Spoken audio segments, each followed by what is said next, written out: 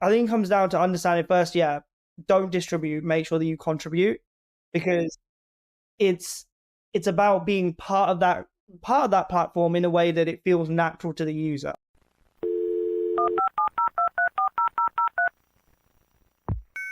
Hello and welcome to this week's episode of Search with Candour. I am your host, Jack Chambers Ward, as usual, and I've got the one and only Ray Saddiq joining me this week. I am so excited for this conversation with Ray. We've been booking it and it's been in the works for a very long time, recommended by two former guests of the show, which I'll get into in a minute when I talk to Ray. And yeah, it was a really interesting, really fantastic conversation. Something we don't really talk about that much is the social side of things. And Ray has a lot of experience working in both organic social and organic search. And the topic we talk about is how to take both of those, align those organic channels, and use that alignment to come up with new content ideas and to grow them together. I think it's something a lot of people are really underestimating when it comes to both social and search side of things. And Ray has some brilliant ideas that I think you'll learn a lot from in the next hour or so of the conversation. Before I get to my conversation with Ray, of course, I'd like to say a huge thank you to this week's sponsors, both Wix and Also Ask. Let's hear from them now, shall we? The first sponsor for this week's episode is Also Asked. You can go to alsoask.com and check out this fantastic and unique intent research tool. As we probably already know, search intent is at the core of everything we do as SEOs. Even if you're not directly working in content, understanding what your users are trying to achieve through their searches is still pretty important. I think we can all agree. On top of this, Google has told us that it takes up to 9 searches for users to complete their goals. This can be a pretty hard picture to capture, to be honest, with traditional keyword research tools. So what if you could get hold of up-to-the-minute questions that users have asked that have been clustered by intent by Google themselves? Well, that's exactly what Also Asked actually does. Also Asked mines and organizes Google's People Also Asked data in real time, showing you the next most likely question your searchers are going to ask. Best of all, it's completely free. You don't even need to create an account to try out Also Asked. Of course, if you do find it useful, there are paid options as well. We have the free, we have the light, and we have the pro options in terms of accounts that you can subscribe to. At the touch of a button from these accounts, you can download not only the questions people are asking, but also the answers Google has selected, the website URLs, and the titles that are ranking for those answers as well. Also Asked has the world's only API for People Also Asked data, meaning you can combine this data you're pulling from whatever questions you're asking directly into tools. You can combine it with things like ChatGPT to really supercharge your content briefs and transform the way you write content at scale. Go to alsoasked.com and check out this fantastic intent research tool today. Our sponsor for this week is Wix Studio, the web platform that gives agencies and enterprises the end-to-end efficiency to design, develop, and deliver exactly the way they want.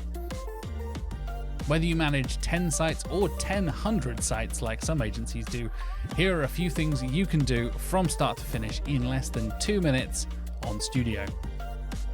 You can set up native marketing integrations with Google, Bing, and more in just one click. You can save so much time by reusing custom templates, widgets, sections, and design libraries across all of your sites, instead of having to build them from scratch each and every time. You can easily create seamless handovers by adding tutorials, guides, and more to your client dashboards. And speaking of dashboards, you get a full 360 view of all of your projects from one workspace with total control. And whether you're working on your site with fellow SEOs, developers, other marketers, you're able to work on the same canvas at the same time with all of your team members. And of course, you'll be able to leverage some of the best in-class SEO defaults such as server-side rendering and automated structured data markup across all of your Wix sites. That is time up, I'm afraid, but the list keeps on going. Step into the Wix Studio by clicking the link in the show notes or the video description down below and see for yourself. Thank you so much to Wix Studio for sponsoring us here at Search with Candour.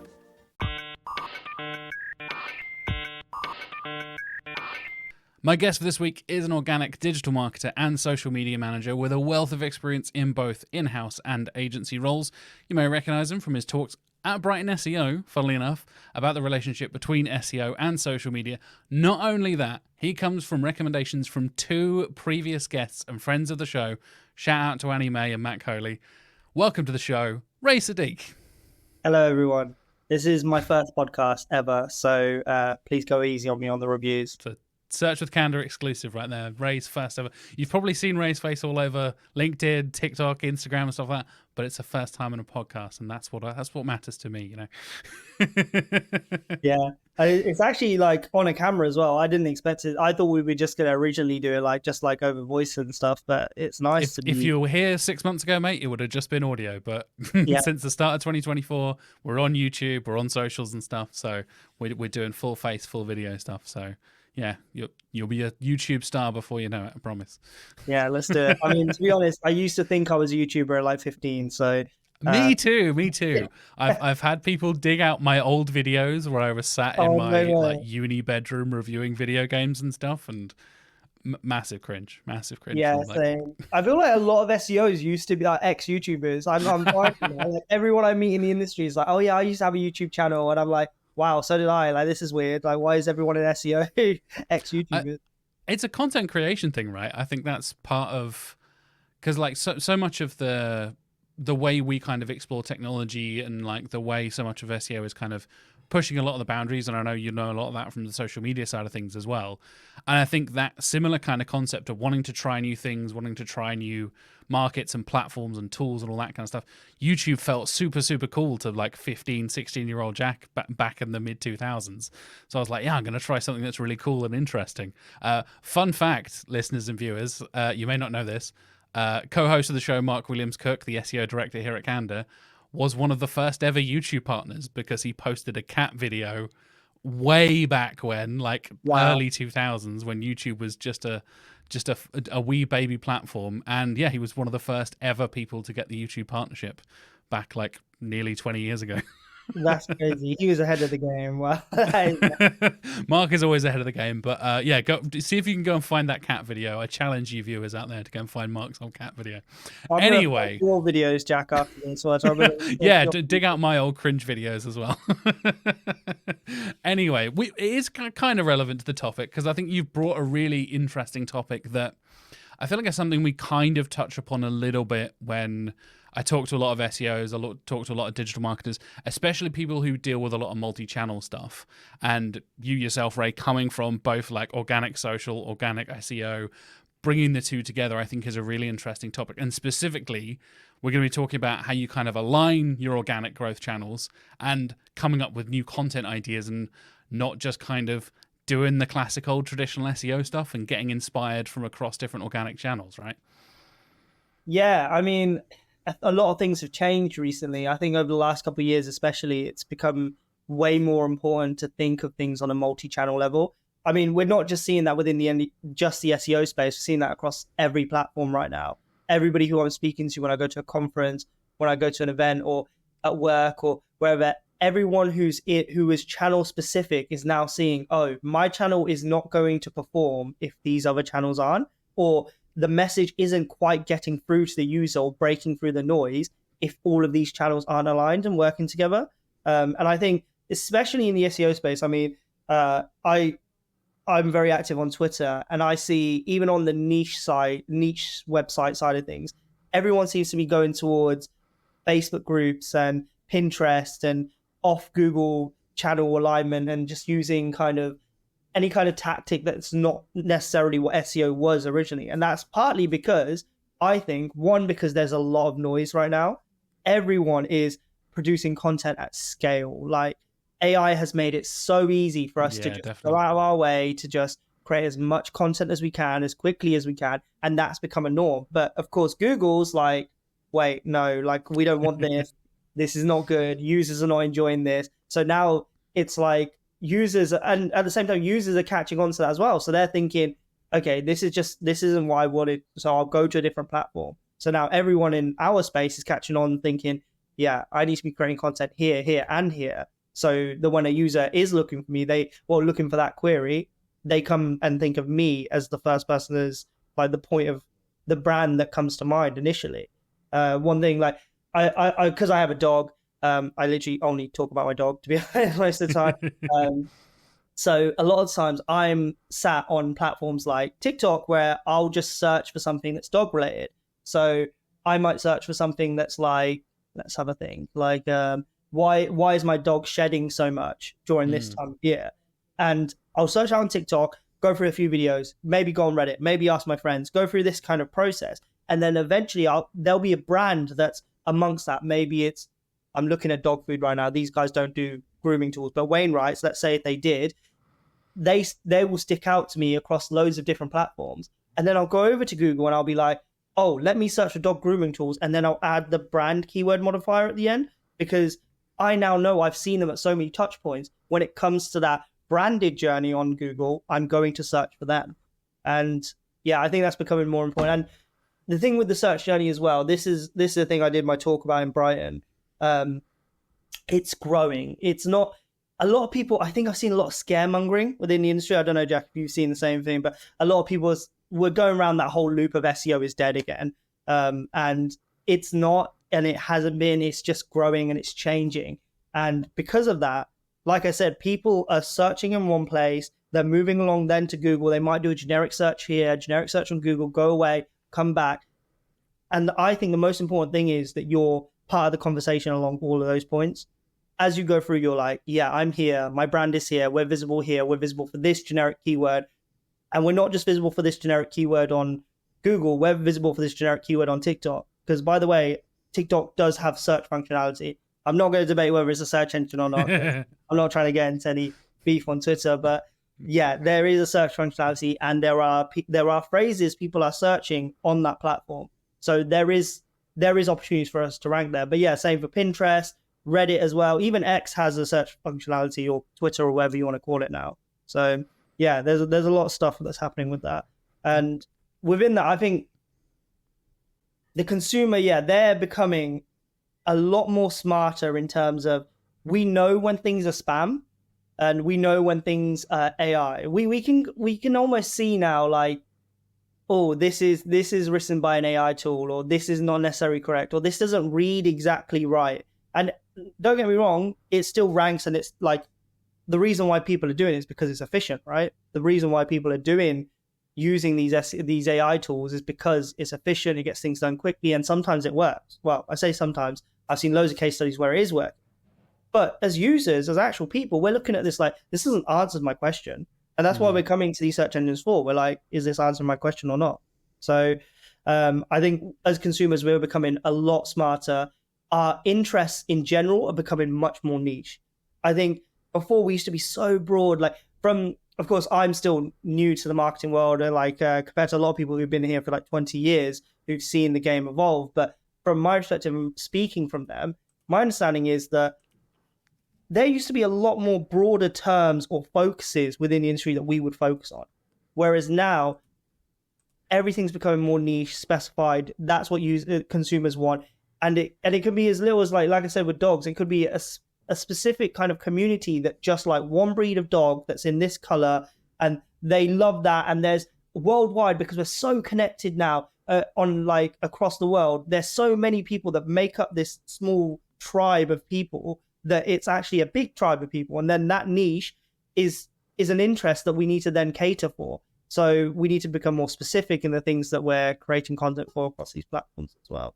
And overall, I think this comes down to branding, because branding, yeah. So anyone who works on the branding side of things, or you've worked with a branding team, you probably know that branding really just comes down to consistency, consistent tone of voice, consistent language use, consistent coloring, consistent brand terminology, these kind of different things that it's just all about consistency across various different touch points, platforms, etc. And the issue that I think we're facing, especially in larger brands, especially with agencies who come in to support larger brands, organizations, even some SMEs, is the fact that there's no consistency with our campaigns on a multi-channel level. So what I've found in my experience so far, working and consulting with larger brands, is that often you'll have, so let's take SEO is often siloed. You've probably seen this, right, Jack? Where like SEO is often siloed on its own. That's the tech guy. That's the guy who just does our website stuff. That's there, right?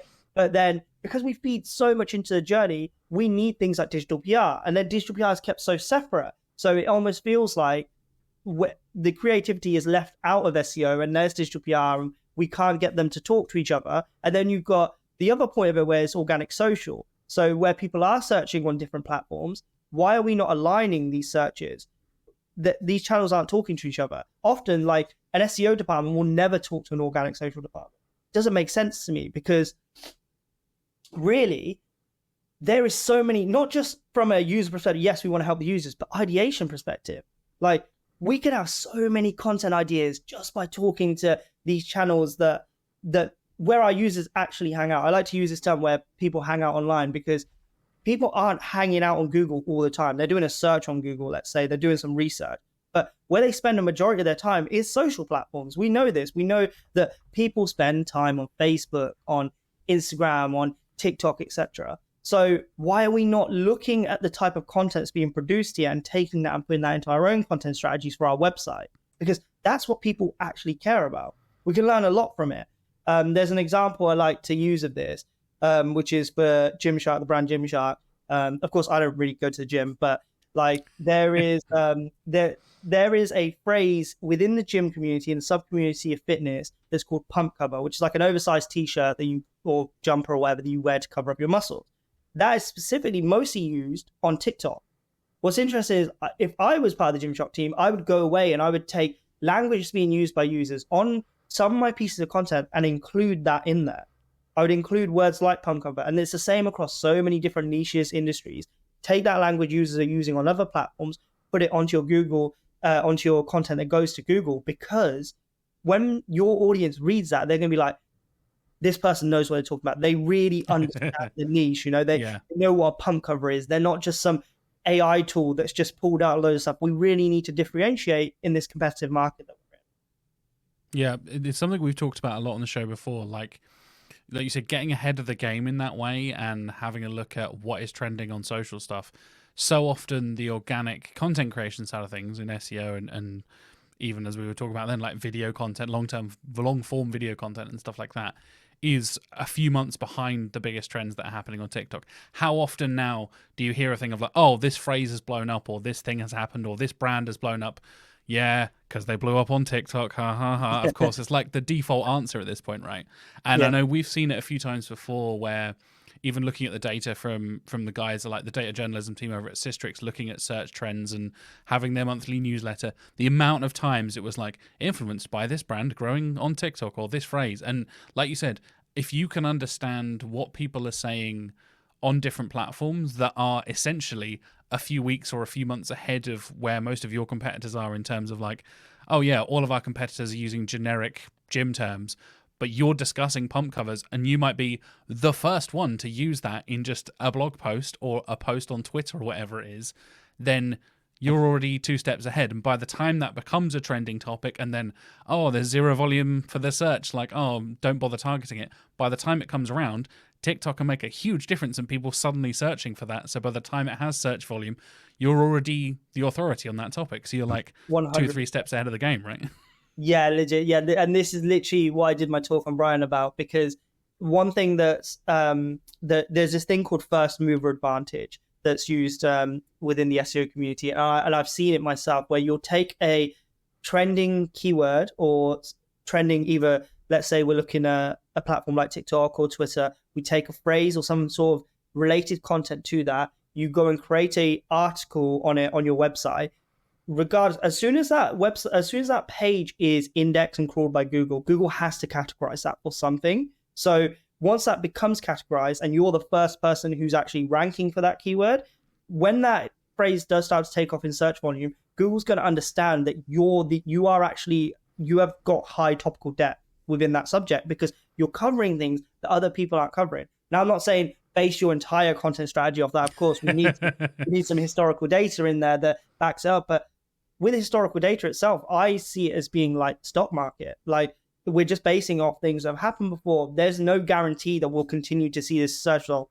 But we do still see it, yes, but it's very similar where this has happened before, so it doesn't really mean that it will happen again, which is why I do like zero search volume keywords. I use an example in my talk of one of my websites that I run where I took ideas in the home improvement niche.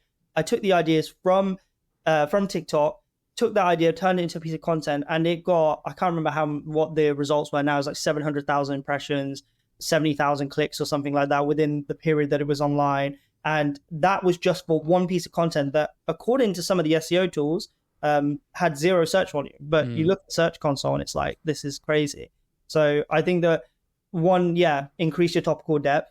You can like add these in. And a lot of times what people will do is they'll try and think to themselves, oh, I'll just make complete zero volume search volume keyword clusters. I don't do that. What I do is I take an existing content cluster and I find where these new zero search volume keywords from these platforms can fit into that cluster, because that's where your topical depth will add on. And plus it makes it easier for that page to get indexed and crawled. So there's a few technical aspects that are super important when it comes to that. Yeah, that's something we talk about a lot. Obviously, Mark and the team here, I take no credit. Bill also asked, which is talking about like what kind of questions people are asking that people also ask side of things of Google. And you're totally right. I think the right strategy is tying those into your broader topics you're already talking about, right? Rather than building an entire thing of just zero volume keywords, there's a balance there to find between what's already in demand and, like you said, basing on seasonal and historical data and stuff like that. I think that is super important for a lot of different companies. And then tying that into being the first to talk about something, being the fastest mover. Being the fastest mover is something that is so underrated in things like digital PR and link building, right? Because if you're the first person to break a news story or the first person to be talking about this thing, and journalists are looking for sources to talk about the thing, who else are they going to go to? It's like, oh yeah, Ray's been talking about this for 2 years and people are only just talking about it now.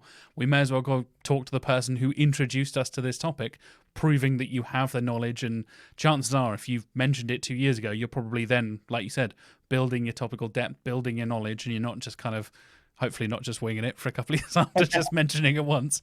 But yeah, I think a good strategy builds upon those things. And like you said, that's then that multi-channel approach, right? You're getting ideas from one channel to bring into the organic side of things, then that's feeding into link building and digital PR side of things as well. And suddenly a single search on TikTok turns into a great performing blog post, an infographic that people are sharing, a bunch of stuff. Suddenly you're getting links and, you know, expert commentary and digital PR and all that kind of stuff. And it snowballs, like the example you were saying there for one of your sites, where suddenly this one little idea turns into tens of thousands of clicks. And it seems like, oh yeah, I just kind of like plucked a thing out of thin air of zero volume, and I was like, we'll see how it goes. Yeah. And it can make a huge, huge difference. And I think a lot of people kind of underestimate the power of like recreating and readjusting a lot of the content for different platforms as well. Have you found that from your experience, like going from one inspiration on one platform to a different channel? Yeah, I think that, well, one thing that I look at, especially when I'm looking at ideas to take from a platform like, say if I'm doing my research from TikTok or Reddit, etc. One thing that I found that works pretty well if you are moving them over to Google and to get that cross-channel alignment correct search, if it's trending or it's doing really well on two platforms, so this is one thing this is a top tip for me, is if it's working on two platforms, it's going to work on Google. That's what I've found anyway.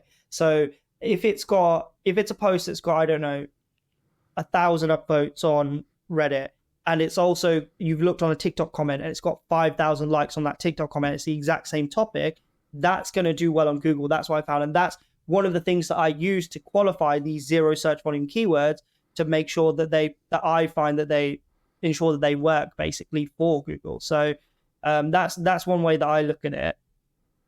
Yeah, I think like cross-referencing stuff is so interesting. It's funny enough, something Glenn Gay mentioned to me a couple of years ago at this point, shortly after I did the episode about TikTok as a search engine with Annie Mae back in 2022. And Glenn was talking about the search process that his sons go through, where they were looking for one thing on TikTok and then they would then go and try and verify that information on a second channel or a second platform.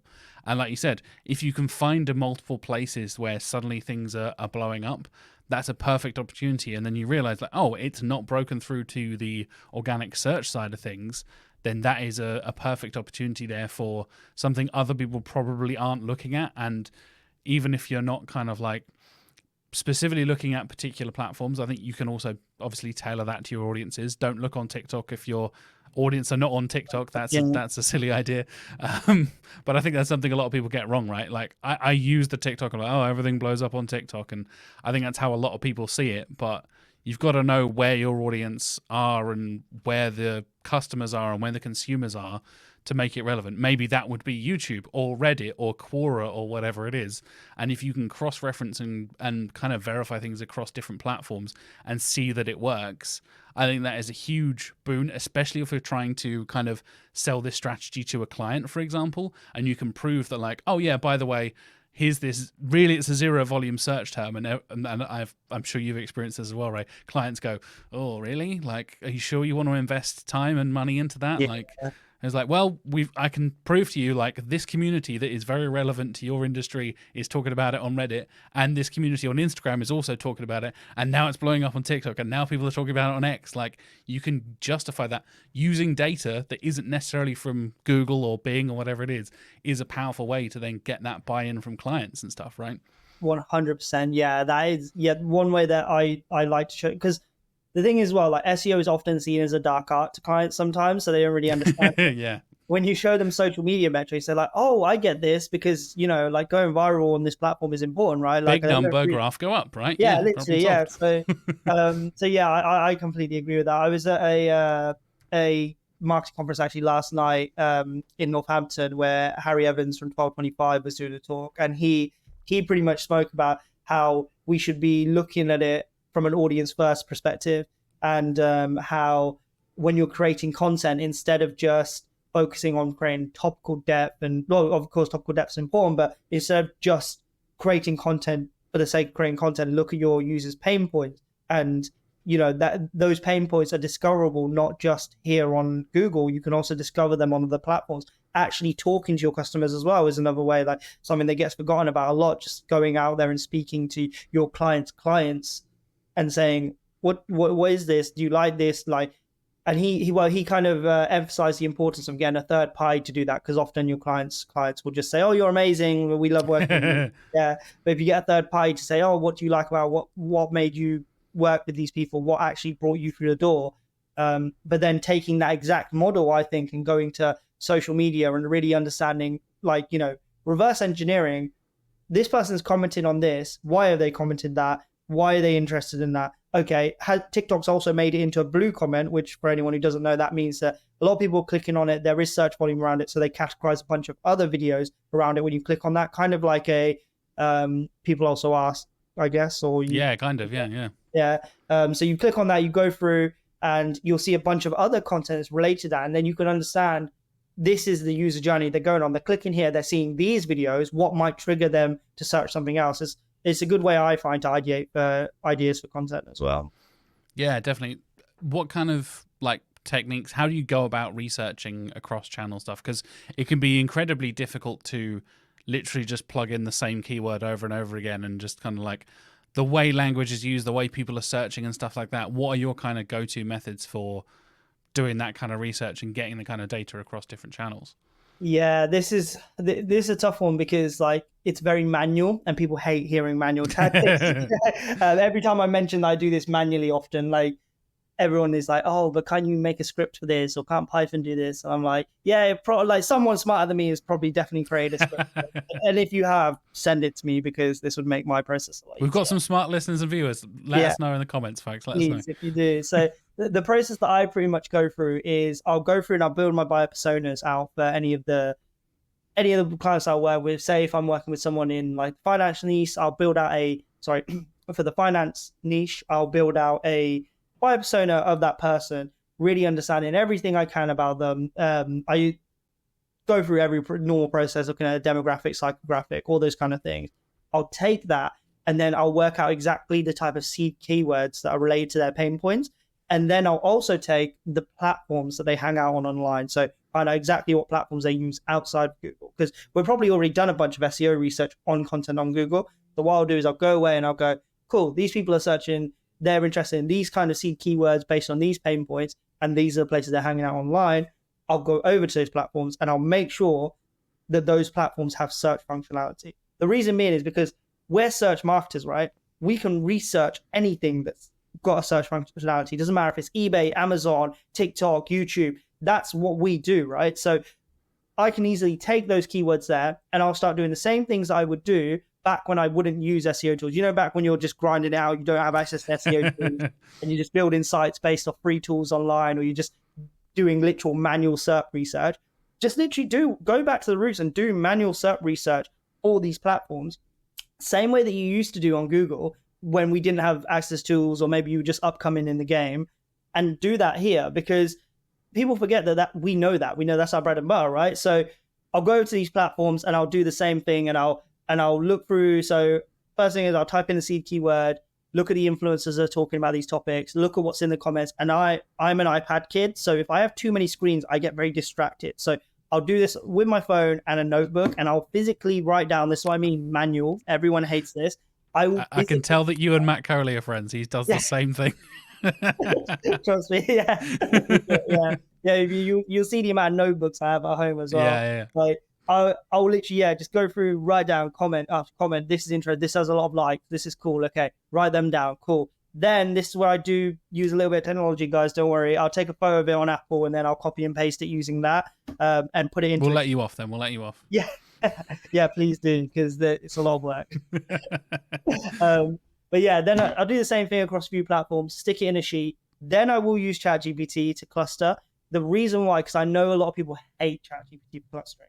The reason why I love it is because these are zero search volume keywords. So when you try and cluster them on a search tool, like a SEO tool, they're not really going to get clustered correctly. They haven't got any search volume. They haven't got any parent topics often. So it's really difficult to cluster them based on that. So I'll use a tool like ChatGPT or some variation, and I will just cluster them on that. And then based off that, I will have these content clusters that I can then insert into existing content clusters with these new zero search volume keywords, that are ideas based on things that people are searching for on other platforms. And I'll make sure to start things that I think are super relevant to the pain points, are trending on multiple platforms like Reddit and TikTok. They're both relevant on there. Then I'll take them and I'll make sure I prioritize those. And then I'll just roll out with that as part of the strategy. Yeah, I love that kind of the manual approach to it. I think is something a lot of people, especially when you're an SEO, I've been an SEO for like 6 or so years now. I think you're about the same, Ray, like 6-7 years, right? Like there's that element where you have to go back to the good old days of just plugging into a platform and see what happens. I think so many people rely too heavily on tools. I think that's true for like tech SEO and auditing as well. I think that's the huge problem with a lot of stuff, where you can see a lot of false flags from a lot of stuff. But just going back and doing actual legit SERP analysis by typing in words and see what happens. There's a really interesting episode a couple of weeks ago. You haven't heard it yet, Ray. It's not come out yet, but the listeners will have heard it a couple of weeks ago, where Sarah Presh and I were talking about the element of how much it can change what SERP you're getting with a slight adjustment on the phrasing. If you spin a word in a negative way or a positive way, that can fundamentally change the SERP to then do basically like a confirmation bias. Like you say, oh, this thing is not this thing, and you get a completely different SERP and a different feature snippet from the same article sometimes, which blew my mind when Sarah was giving me examples. And just doing manual stuff like that, that is the kind of thing you will not get from a tool, right? You will not necessarily, when you think about the actual language we're using on different platforms and all that kind of stuff, I think not changing your language, not adapting how we're communicating, because I don't know if anybody out there who is an older listener or a particularly younger listener or viewer are thinking about like, oh, how do my parents or my kids search? Like I used the example from Glenn earlier. I'm not gonna diss Glenn at all. He's older than you and me, right? I think I'm older than you and he's older than me. I'll be kind to him. And he was talking about, like I said, his kids searching in a completely different method, in a completely different way. Oh, I would have never even have thought to use that phrase. And like we're saying, using like trending phrases or slang words that me as a 33-year-old have never heard of and never used, because I'm a 33-year-old British white dude. Like, what do I know about what the cool kids are doing these days? And it's like, I find that stuff so fascinating when, like you said, if you build interesting topical stuff into your content and you're already having that thought of like, okay, this is our kind of audience. We need to tailor and adapt not only the language using for the platform, but for the audience as well. You were saying about dog owners and they're kind of like how specific dog owners want to get with stuff. I want a food that is specifically for this breed, for this age of this breed of dog. And then same, I'm a cat owner. I have a 6-month-old, 7-month-old, and a 6-year-old cat as well. Wow. And male and female, so there's elements there. Like being so specific and like you said, niching down in your topic is so important for kind of proving yourself, even in the early days of just like manually getting out there and understanding. And I know, shout out to Andy Jarvis, love Andy Jarvis. He talks so much about talking to your customers. Like you said, that's such a powerful thing to do, and a thing, again, a lot of us kind of underestimate with all the technology at our fingertips. Sometimes you got to go old school and have a conversation with somebody and just be like, so what do you actually think of this platform? And great tip there, by the way, like you said, get a third party to do it, maybe. Don't go and ask them yourselves. That can always be, bring some bias in there, that's for sure. Yeah, 100%. Yeah, I agree with you. And by the way, Jack, you are cool, by the way. Like, thanks, mate. You are cool, yeah. Otherwise, I wouldn't be here, man. Cool. I'll tell you, you're like you'll vouch for me as cool, right? That's how that works. So yeah, I kind of want to dive into that now, thinking about how we adapt our language, the kind of content we're doing for different channels and stuff like that. Use the Gymshark example earlier, right? Thinking about how you can take an example from one side of things and bring it into a different channel and kind of shift that around. Mm-hmm. How important is it from your perspective, and how do you go about it and talking with clients to adapt your language and change that style for different channels? Because I think a lot of people see like, oh, I've made one thing and I just kind of snip it and cut it and just chuck it on a different channel with the same content, but just in a slightly different format, right? Yeah, this is the thing. We're in that world right now where people are obsessed with automating everything, and we're just trying to. I think Gary Vee speaks about this a lot, right? Like, I don't know if you listen to much Gary Vee, but he speaks a lot about the whole content distribution model and how you should be distributing content out a lot. And I think what's happened is people have taken that the wrong way almost, and they've done it in a way where it's no longer platform native. And it's one thing that it really annoys me, because often what you'll see even marketers who've done this for years, they'll take a long form piece of content. They won't ever, turn a piece of content. They won't ever make it native to every platform when they divide it up. So they'll take a YouTube video and they'll post it straight to TikTok, not even change the way that it looks to meet vertical format, for example. And it won't look right on the platform. Users will just swipe past it and they'll wonder why no one's viewing this, because you're not speaking their language or the language they're used to on that platform. So yeah, I think it comes down to understanding first, don't distribute, make sure that you contribute, because it's about being part of that platform in a way that it feels natural to the user. Of course, there's a whole thing of breaking the rhythm, especially in TikTok and Instagram Reels. You need to break up that feed, so you need to stand out, but you don't have to stand out in a way that feels uncomfortable. You don't want the user to look at it and go, oh, this is weird. This is too weird for me. I'm not interested in this. I'm going to scroll past. You want to stop them in a way of, oh, this is interesting and it's in the format I want to look at. This is what I want to hear about. And I've seen this guy or this girl about 15, 20 times come on my FYP now. And they're not just giving me regurgitated content from YouTube. They've made it platform specific. They've edited it in a way that's actually interested me, and it's relevant to how I'm used to seeing content on this platform. So I think that's really, really important. And then it goes the reverse way back to Google as well. So don't just take a TikTok video and just scrape, like something I've seen recently with the whole release of ChatGPT is people just taking a transcript of a YouTube video or a TikTok video, turn that into a blog post and get ChatGPT to rewrite some bits. And I just don't think that's right, because you're just taking a conversational format, putting it onto a blog page, which is informational, and you need facts, and you can't just make it in a way where that's not what Google wants. The content that ranks doesn't fit that niche, and it's not what people are used to when they're reading blog articles anyway. Of course, you need a bit of conversational tone in there, but if the whole thing is written in a way from the point of view of a TikTok, that doesn't make sense either. So it's it's looking at both sides and making sure that, yes, it takes longer, but making sure that you're making content that people will actually enjoy on both these platforms. It's about caring about your audience. I think that's what it comes down to. Is like, you Just care about respect for your audience, right? yeah, exactly. Absolutely. Yeah. Like, if you really care about them and you are passionate about the content you make, you're going to do well because you're going to go the extra mile to understand things. Sometimes it can come down to, there's always that barrier of, I haven't tried this before. Like, often, a lot of times when I speak to people in SEO who want to take, like, a few agency owners I've spoken to, they want to start introducing these organic social services, or they want to introduce these, but they're not quite ready to take the leap because they're like, I don't really understand this, or I don't really know what this looks like, or can I just automate this and then I don't have to charge a lot for it, and it's an easier entry point for my clients. And I'm like, I get that, but your clients are not going to see any results off that. So after a few weeks, months, whatever, that service will burn out anyway, and you have to get rid of it. If you want to do it, I say do it right. Hire a coach, hire someone who knows the industry, work with someone who's done it before, then build out that service, because then you're doing it right and your clients will be way more happier. And then you've got an actual service that works. Test it on a few clients first and things like that. So yeah, native content matters a lot. So yeah, stop putting that exact same piece of content that's on other platforms, on these platforms, and yeah, make it look good.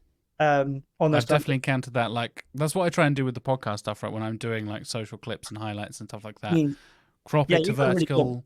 Like, edit it down. So like, I had this long conversation, again, former guest of the show, the DM Punk, shout out to Tom Marriott, and he does a lot of stuff on TikTok. Like, for my money, he's one of the better SEOs that is doing stuff on TikTok, because there is a lot of crap on TikTok when it comes to SEO. I don't know, viewers and listeners out there, and Ray, if you haven't already done it, search SEO tips on TikTok. It's an absolute shit show. It's mad. And shout out to Tom for actually giving genuine good advice and stuff, because he's a genuinely good SEO. And I was having a chat with him about, like, tailoring your content across different platforms and stuff like that. Specifically how to kind of get away with doing essentially this podcast, but in shorter little clips. And we were having debates about whether, this is very behind the curtain, behind the scenes of the podcast, but it's relevant, whether you should have, and I've seen different formats where, like, if I was taking a clip of us talking now, Ray, it would be like me on the top as the host and then you on the bottom, and then instead of us how we're laid out now on YouTube where it's side by side, you put it vertically. So then if I'm asking a question, you then provide the answer. I was like, or actually, is it better if I just ignore me altogether? Because let's be honest, I'm not the sales pointer here. People will listen to the show because I have you on talking about the topic. I'm bringing you on for a reason, because you're an expert in your field. So the expert and the guest is the selling point. So have just the guest and get rid of the question, clip out all the noise, as we were saying earlier, like edit it down and trim it down to the thing that will grab people's attention quickly. Yeah. People don't give a shit about my intro and, hey, welcome to Search with Candor. Right. This is our 300th episode, blah, blah, blah. People on TikTok just need to know, here's Ray's advice in the shortest amount of time possible. And I've noticed this because I'm a big consumer on TikTok as well. My wife and I will often be like sat next to each other comparing TikToks and stuff, as I think that's basically what relationships are now in 2024. It'll be my life as well. So, and like, I will find a YouTuber I follow or an Instagram person I follow, and they haven't adjusted it, and they have the initial waffle of like, so here's a story about when I was doing something a couple of years ago. I'm like, you could have already told me the story by now. Maybe that's my ADHD kicking in as well. I think that's definitely a part of it. But like, that's what the platform is built for, right? Yeah, literally, consumers would lose their attention. If you don't keep it, they're going to go. There's too much out there for them to stay on your video if it's not what they're looking for. And on that point where you said where you'd put them into a vertical format, you can. And I would say look at your edits as well, because you can really capture attention in two ways. So you can have a verbal hook or a visual hook or a sound hook as well. So, and if you make them work together, you can have a really good video go off. So for this video, for example, I would literally say, take a video of both of us, put it vertical, but have us zooming in and out, because that will keep people's attention for longer. Have things pop up sometimes. Don't, like, this is one thing that really annoys me right now, because of a lot of the creators on TikTok. People think that having loads of pop-ups come up is really important, and making sure that everything is, it's not what people want. The emoji flash up with sound effects drives me insane. Again, that's maybe me being old. Maybe kids like that stuff, but it drives me crazy. No, I agree. And users don't like that because it looks too edited. I used this example last night actually when I was speaking to someone where I think TikTok, people really like unpolished stuff on there because it's Yes. very much like they want to know the behind the scenes. It's everything that's in the background. Whereas on Instagram Reels, I found, and a few of the Instagram experts I've spoke to, they've also found that more high standard, high quality content does well on there because people are used to. This is going back to that native formatting and that native culture on a platform. People on that platform are used to people editing themselves, putting the best version of yourself out Yeah, there. 100%. So it's of course carried over into Reels, that culture that's there. But within that as well, it's also the niche things that we speak about that I think are very important. So like across both of these platforms, say we're looking at TikTok, web, Google, Reddit, wherever, is taking, like I said before, where we use the Gymshark example, it's taking that topic culture and including that. So you might take inside jokes is a good one. Like if you're speaking about a really niche blog post, a piece of content that isn't just an informational piece of content, that this piece of content is for people who are in the almost of the cult of that need. Yeah, so add in inside jokes that are relevant to that industry. Add in, terminology that they would only know, and that works as well. That's another way to make it native. So Yeah, I think in jokes for me, again, coming back around to like the podcasting side of things, which is something I've been doing far longer than SEO. Having an in joke, and I don't know if you listen to a creator over many years, you build a kind of like understanding of what their opinions are, the kind of things they're going to say. If anybody's ever listened to my other podcast, my movie podcast, my intro is the same every single time, and I have adopted that from creators and podcasters I listen to because it almost becomes like a catchphrase, like a jingle at the start of the show. You get into the rhythm of it of like, oh, da da da da da da da da da da da da da da. It's like, oh, there you go, and you kind of like that gets in your brain. And like you said, having terminology where not only does it feel relevant, but you are talking about it in a place where people care about it, that's a chance for conversion right there, which is something that is incredibly difficult from organic content, no matter where you're looking at. If you're talking to, as you said, in a nice way, the cultists of that particular topic, they're the people that are going to be searching for super, super niche specific stuff. Again, dog breeds, cat breeds, particular food types, particular gym stuff, whatever it is. Name a topic, and there are super hardcore niche people. Yeah, literally. Even if they're in that specific location, they might just like you've seen local Facebook groups and things like that. There's another example of that. Oh God, I had to ban my wife from a local Facebook group. I had to literally get her account and remove her from it because she was getting so annoyed by all the local rubbish that was going on. But yeah, I find that stuff so interesting where that's another like selling point for the client, right? When you're thinking about the super, super niche stuff. And I know, again, having this conversation with like, cool, this blog post brought in 5,000 clicks, but how much revenue has it generated for us? Yeah. It's like, that's such a difficult thing. Attribution in SEO and on organic content in general is incredibly difficult, let alone when you're doing it across different platforms and different channels. Tracking something like, oh yeah, we created this original thing through our podcast and now it's on Instagram, now it's on TikTok, now it's on Twitter, like tracking it across different things. And then unless somebody specifically says, like, take us as an example here at Candor, like, oh, I first heard about your agency on the podcast. And how often do I hear that from a client? Like very, very, very rarely.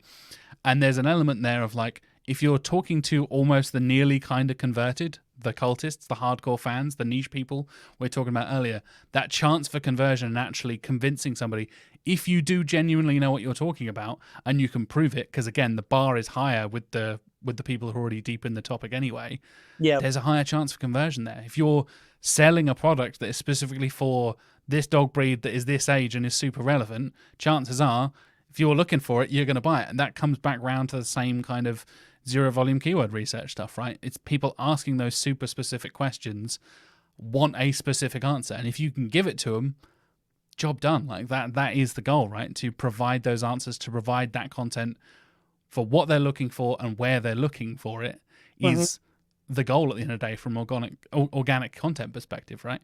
100%. I mean, one thing that I'm finding is a lot of agency owners I'm speaking to right now, I'd say most of the time they offer SEO services, and what they're finding now, what their clients want actually is They don't really want to know that a platform is, say, outside, if they've got the budget to even, they don't want the platform to just bring them in leads or conversions or things like that. Of course, that's important to them overall, but they're noticing their competitors are doing it and they know that it's important and they want to compete there. And I've seen a lot now where leveraging that and telling them, telling your clients that this is something that can work. It's hard to attribute. I'll speak a little bit about how I attribute it in a moment, but competing against what other people are doing in this space where you don't have any share of voice is very important right now because of that whole 7 touch points theory, if you think of it like that. Because if a user is buying from you and they need to see you 7 times and they're only seeing you on Google, chances are they're not gonna see you enough to want to purchase from you. That one awareness blog post you did is great, and maybe they'll click through your internal link and convert, but it doesn't always happen. So you want them to click on that, see that, and then later on in the day, see an awareness piece of content they've seen on TikTok, and then they'll go on Reddit and see that someone's actually recommended you in the comments, and then they'll go, okay, these guys must be good then, because like a lot of people talk about it, So I think, that's really important. Going back to attribution though, so how I like to look at it is a few different ways. So share of search from Les Benet, I might have said his name wrong there, but he's a genius. I'd recommend checking out all of his stuff. But he speaks a lot about how share of search works, and he used it to almost predict how well companies were going to do. And part of that is your branded search volume for a brand name, right? So, and the way that you build awareness for that is off Google. It's not where people are actually picking up your brand name is through your paid activity. Yes, that plays a part, but mostly through that organic kind of referral way of things. Like I look at some of the biggest brands in the industry, often the reason why they grew so quickly is because they didn't have to spend much of their marketing budget because it was so much natural referrals, people recommending them in comments, people recommending them in person. And I think, share of search is a good way to attribute this when we're looking at all of these different platforms. Share of voice, looking at just in general market share, seeing how much directly after a TikTok campaign has launched that you've aligned with other channels, how that's done in terms of leads over the period, looking at that for a 2-month period afterwards, setting up things as well. Like I'm trying to think of a method of this. So one way that you might be able to do this is, especially within a digital PR campaign that's aligned with a social campaign, you might include specific keywords or terminology that you're almost asking the user to search for.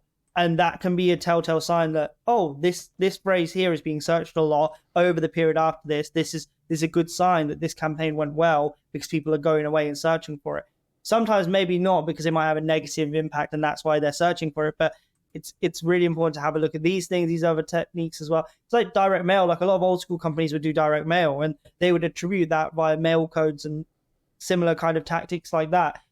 So often you wouldn't actually have the direct, if they haven't scanned that URL or the QR code off the leaflet, they're going away. But you know that it's working. We know that direct mail worked for years and years and years. It was just very difficult to attribute.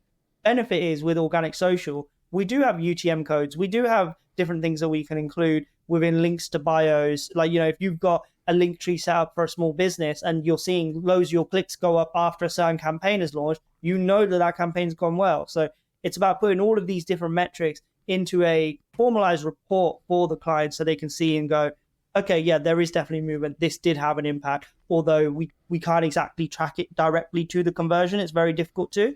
We know that there was an impact because of how many people bought, how many people came to the website, these different metrics that are coming up here. Yeah, definitely. I think it's a really key thing. Like I said, being able to bring the data to the client can make such a big difference. That's a difference between getting a big retainer going forward and losing the client altogether. That can be an absolute game changer.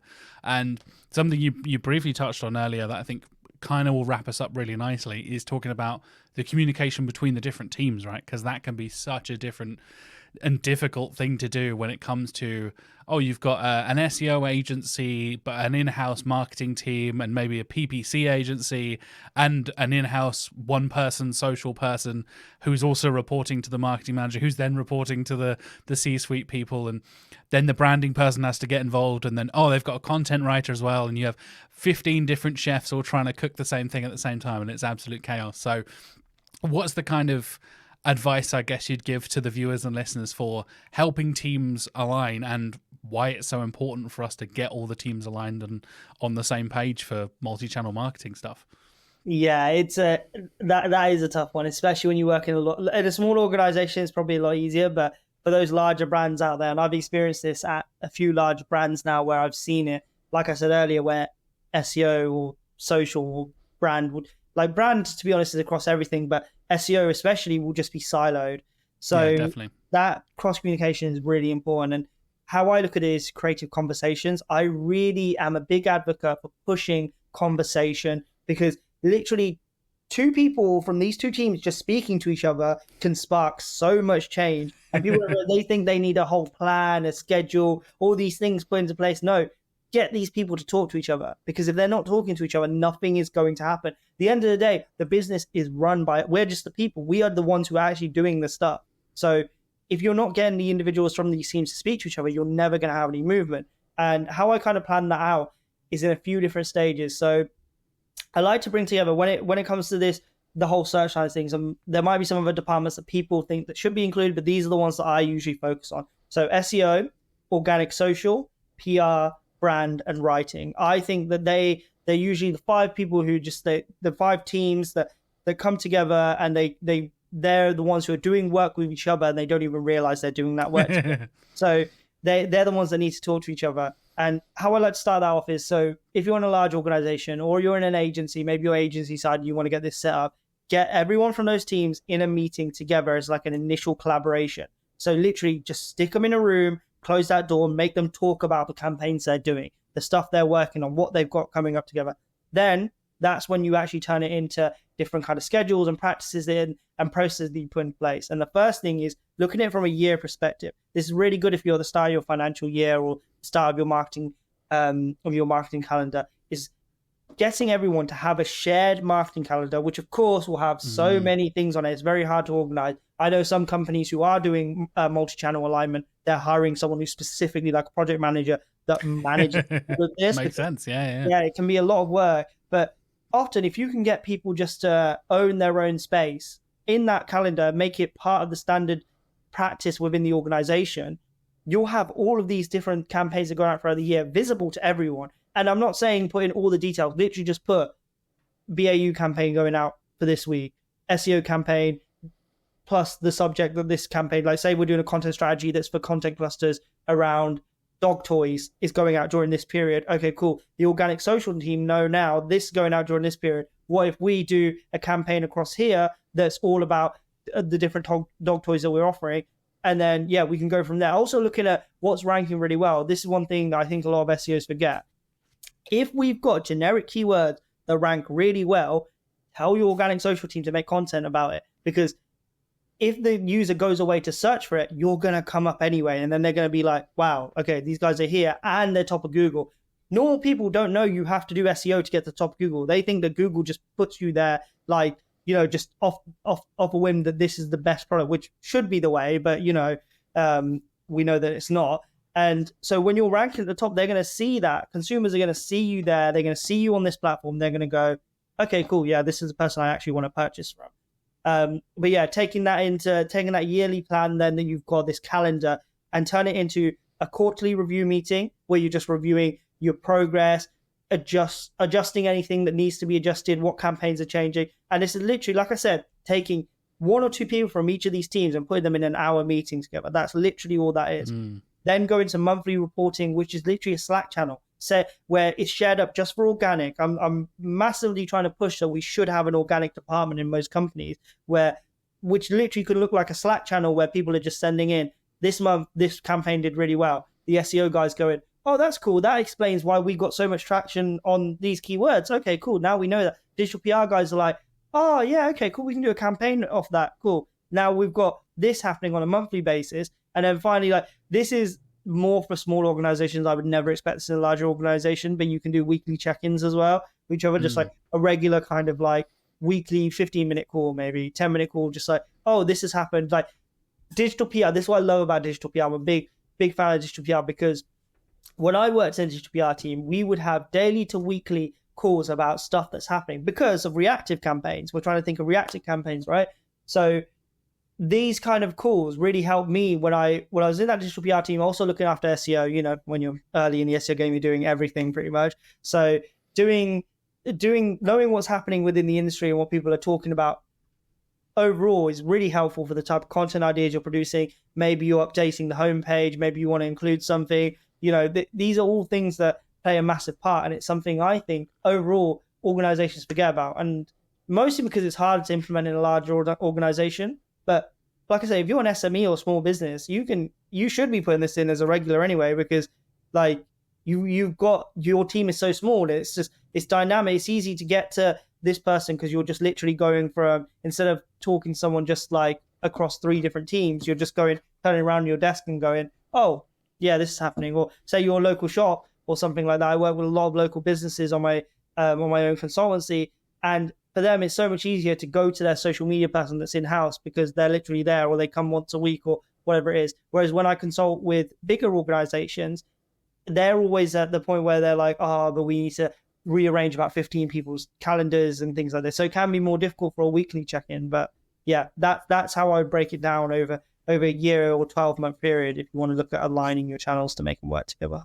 Yeah, I love, again, kind of going back to what you're saying with a plain old notebook. Just going old school and having conversations with people can be so powerful. It's so underrated and underestimated.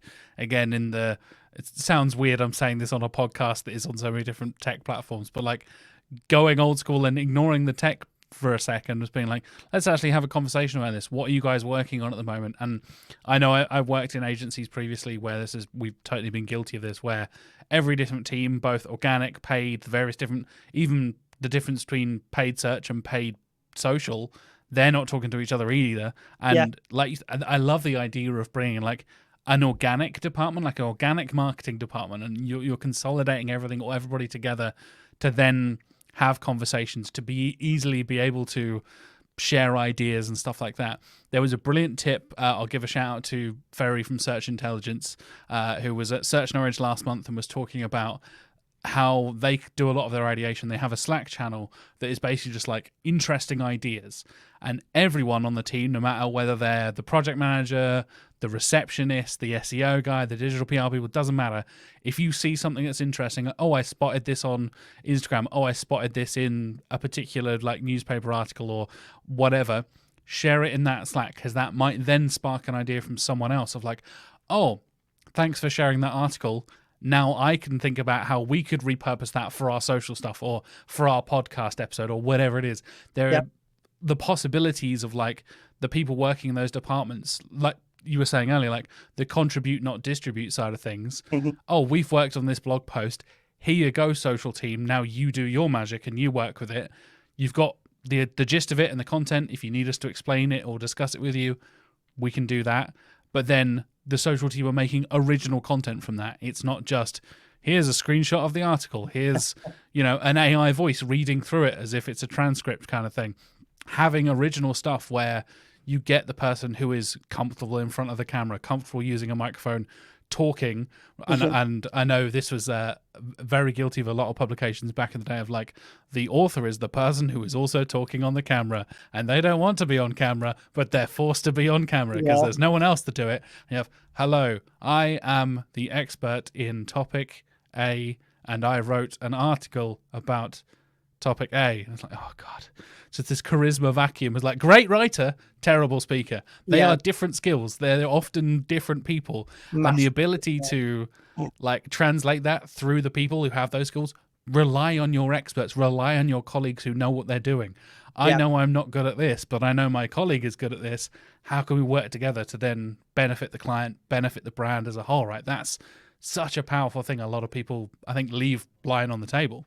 Yeah, I think people forget that it's just the basics of business, really. Like getting the experts who are getting the person who's good at that thing to do that thing is essential. It You know, sounds so simple. yeah, it sounds so simple, but like so many businesses forget about it. And I think, yeah, especially in the time that we're in right now, where you know the main thing I think for me out of all of this is the fact that creativity is being lost. Like I've always, in my opinion, this content marketing specifically, like I'm a content SEO. Like of course I do tech SEO, I do digital PR, etc. But content SEO is what I know, and content in general is what I know. And I've always found that content is supposed to be the magical, fun side of marketing, in my opinion. It's where all the cool stuff happens. You know, when you think of marketing, you always think of the creative side of it. And Yeah. right now, what I feel like in our industry, in marketing, in SEO in general, everyone's trying to turn it into a technical task where everyone's trying to automate it, and I hate it because I'm like, oh, can we just bring creativity back? Like, can we just allow people to just create things that that's how we got here in the first place. That's how big brands are built, is because people were creative and they took a step outside their comfort zone and they did things that wasn't the same as everyone else. They weren't just scraping sitemaps and copying exactly what's already in the SERPs and hoping that helps improve the rankings of their service pages. No, they were doing creative digital PR campaigns. They were actually meeting their users' needs. They were building content strategies that people cared about. And I just want us to go back to that, really. I want that 100%. back. Couldn't agree with you more, mate. I think the creativity side of things, and this is something I talked about with many guests on the show before, is that in the wave of AI, and it's a topic that is basically unavoidable at this point to talk about. As soon as you talk to a marketer for more than 5 minutes, somebody's going to mention AI.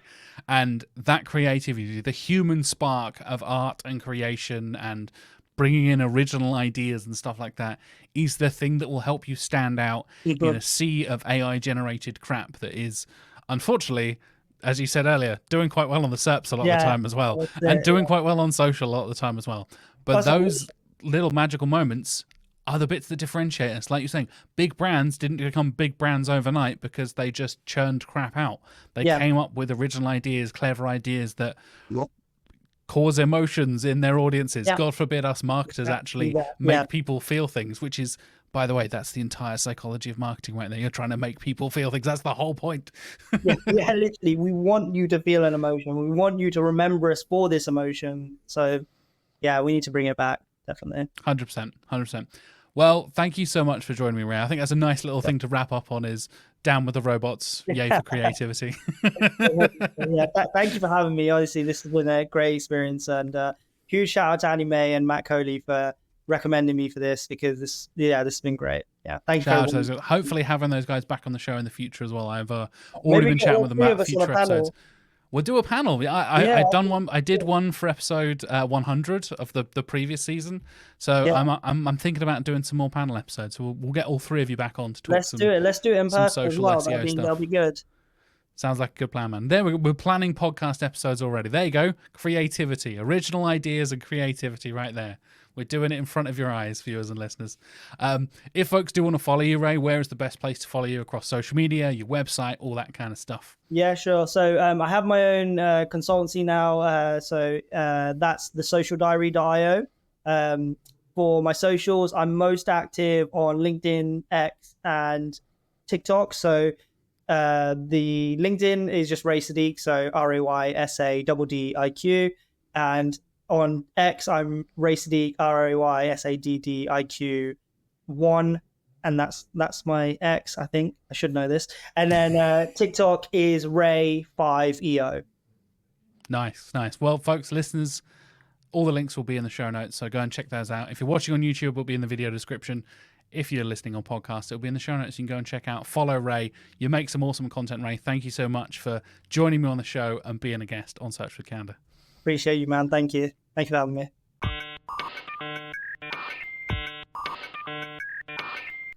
And that wraps up this week's episode. Thank you so much for listening or watching, wherever you are listening or watching. I hope you really enjoyed my conversation with Ray.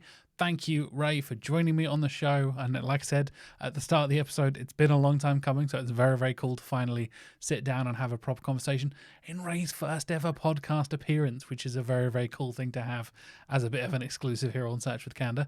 Of course, next week I'll be back with another fantastic guest. Next week it's Shonda Nicole. Shonda Nicole is an entrepreneur, to say the least, a multi-talented, multi-instrumentalist of an entrepreneur when it comes to food blogging, travel blogging, being a travel ambassador, being an author of both cookbooks and travel books and all kinds of stuff. Shonda and I get into a lot of different aspects of her career and how she's built her authority online across a multitude of different areas and different industries and different niches. If you haven't heard of Shonda, I highly recommend you tuning in for next week. If you have heard of Shonda, I mean, you're going to tune in next week anyway, because she's awesome and it's a fantastic conversation. Shonda and I talk about everything from pitching to go on to podcasts, funnily enough, exactly how Shonda came on the show. And I even talk about that, and you get a little behind the scenes of how guesting on the podcast works as well. And basically just having that consistent elevator pitch for your brand and understanding where and who to pitch to, depending on the industry, depending on the medium, and depending on the audience. I think that's something a lot of brands could really learn more about. And if you listen next week, you can learn all about having a consistent elevator pitch and how that can help you grow your brand long term across multiple different niches. So stay tuned for next week's episode with Sean and Nicole. In the meantime, thank you so much for watching or listening, as I said at the start of this little outro clip, and I'll see you next week. Have a lovely week.